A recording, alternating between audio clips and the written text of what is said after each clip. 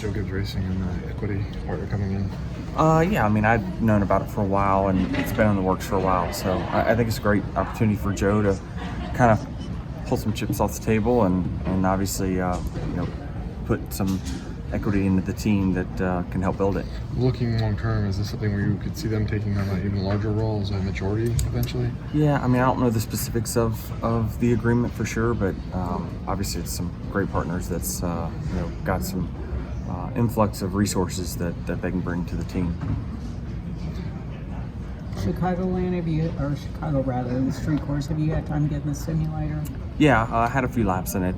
It's a slow process to, I think it's definitely going to be challenging for sure, and we're just going to try to go there and put on the best show.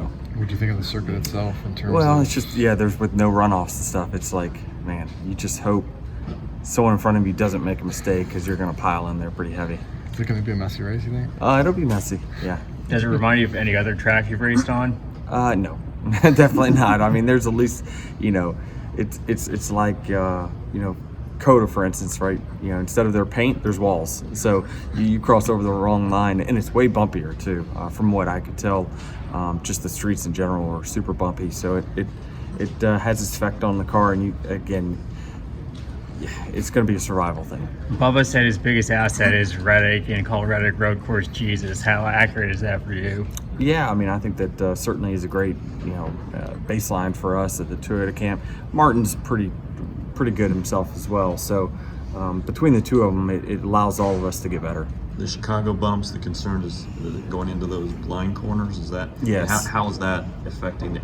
It almost sounds like wheel hop is back, even though it's not Yeah. that technically. No, the whole car, really, the whole car is jumping. And so, if you miss your point there, I don't know what turn it is, probably turn 3 or 4. It's pile up central for sure. Bubba had a little bit of a meltdown here last year. He had pit road problems, what have you, but he has really seemed to have grown in the last year. What have you seen out of your driver? Yeah, I mean, he's been good, and obviously, self-reflects quite a bit, and even in the off week, self-reflecting on how he can be a better teammate, and I think that he's continuing to grow. What do you need to see out of Chicago for you to feel like it's a successful event, maybe from your car owner hat and a racer hat? Well, I think that ratings is one thing, right? I think that we're spending NASCAR spending a significant amount to bring in new fans and bring the race to the city. So you want to see the crowd to be good there at the racetrack, and you want to see the ratings to have a bump. The race is whatever. Have you seen where you've talked about it, have you seen where the restart area is? I think I have. Before you kind of turn onto the front stretch. Yes. Really. So Yeah. is that a good thing? Do you think it'll keep maybe you all from piling up? Yeah, that's what the hope is that it at least lets us spread out slightly before we get into that first corner. Because again, if we're just on a tow truck and caution after caution, that's not going to be good for anyone. And I think that if we have a caution, kind of late in the race, I think it could end with a lot of cautions at the end of the race. So it's going to be a survival thing, and hopefully we just kind of stay green. You saw how big of a deal it was to take NASCAR to LA. I mean, actually in LA with the LA Coliseum. How big is this event going to be for NASCAR to go to the third largest city in the country? Yeah, I mean, it's good. They know all the data on, their demographic and who's watching from what cities and whatnot. I know that, that's a big city and probably a lot of NASCAR fans there. So, again, its success is going to be whether they show up for the race and whether they watch on TV. The restart zone in Chicago, could that be a precursor to what you guys were able to get done in Indianapolis and having like a restart zone in 13 or 14? Hopefully, yeah. I mean, that's the goal too, because we don't want it to be a shit show at the end like it has been on some of the road courses. So it's just not good for anyone. It really isn't. So we're just, the driver council and those guys are really trying to work with NASCAR to come up with a compromise that would, the easiest thing is just make a single file, but no one really wants to see that. With the new investors at JGR, has that at all kind of impacted your talks? And I assume you've known about it for a while, but I guess they're coming this weekend. Is there any plan for you to sit down and in that sense, and also what does it mean for the organization? Yeah, well, I mean, it's really good for the organization for sure. I think that, it allows Joe to take, some chips off the table for sure. I mean, he's invested a lot into this sport, and to now have an investment firm that's got a lot of resources is really, really good for our team. And it's definitely, bringing some forward thinking into what the long-term plan is for Joe Gibbs Racing. So it's a great group, and I'm excited to work with them. Does it impact your future at all? No, I don't think it impacts my future. Were you worried about a succession plan after? I mean, first you lose JD, then you lose Coy. I mean, and at Joe's age, I mean, did you have questions? Yeah, I mean, everyone has questions. Everyone has questions about Penske and Hendrick and all those guys, right? And so I think that, it's just part of the process of the succession plan. And Heather Gibbs now is, stepping up in her role as well. So I think they're in a good place for the long term. With the new group, is there any hope to kind of be tied in them yourself to have a little bit of that ownership stake of the Sixers or the Devils that they're involved with? Or I haven't had any of those talks. There's been, there's a lot to talk about for sure, but there'll be a lot of opportunities. Do you hope to, at some point, have some sort of minority or small stake in a professional sports team other than a race team? Yes, long term, yeah.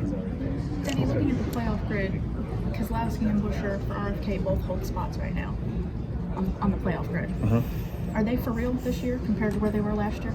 I think certainly they've at times been the banner Ford stable. I mean, I think at times you look at the Ford cars, definitely an outlier for SHR, and kind of leads the Ford camp as far as consistent results. But as far as an organization, combining them, I would say that RFK's been one of the best Ford teams out there. So certainly I would say that what they're putting out there on the racetrack is for real.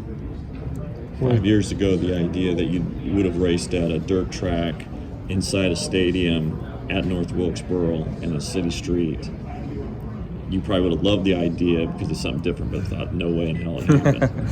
So Yeah. to have it like at this point now, what is it like? It means you just got to be really versed in your skill set. I mean, for me personally, when there was just 2 road courses on the schedule, I could just kind of write them off and say, we're going to get a good finish, not a great finish, and move on to the tracks that we know we can win and that the championship runs through. Now with the regular season, you get so many points for that. You have to be good at all of them, and so you have to really work on your skill set, and the drivers are forced to get better. And so it's interesting and different for sure, but I think that schedule variation is what has created a lot of the bump in ratings that we got over the last few years. Like I said, 5 years ago, people thought you crazy to suggest something like that. Look where it is. So what are the crazy ideas that we look at now that could be possibilities in the near future? I never say never to anything. That's for sure. I mean, I think that what this has taught us for sure is that things that you never thought we would do that we are doing. And so, what's next is going across the pond, evidently. Are you familiar at all with the mufflers, the new mufflers you're using? I'm not. I haven't run them. I haven't heard them. Haven't run them. So How did you they're get that better at your silent. road course? Yeah, that's exactly good one. How did you get better at your road course racing? Was it just a matter of working on the I sim? haven't Did you yet. take it? I mean, I've gotten better, but I haven't got. I talked with 2311 guys and over the off week and just talked about how appreciative I was with them to work with me, and obviously the engineers and the driver coaches that they got over there. But it's going to be a process. Like I felt like I got better at Sonoma, but then when we go to Chicago, I've got to learn. I've got to compare myself again. When we go to another road course, I've got to do that whole process again. Now, if we went back to Sonoma, I'd feel like I'm a better road course racer, but each track is so different, and where you try to attack them and get fast is different at every track. So just because we had a good qualifying result and good, we ran well at Sonoma, it doesn't really mean that I've fixed my road course prowess. I think, I mentioned it. It's a process, and it's probably going to take about a year for me to really understand where these guys are so much better. You talked about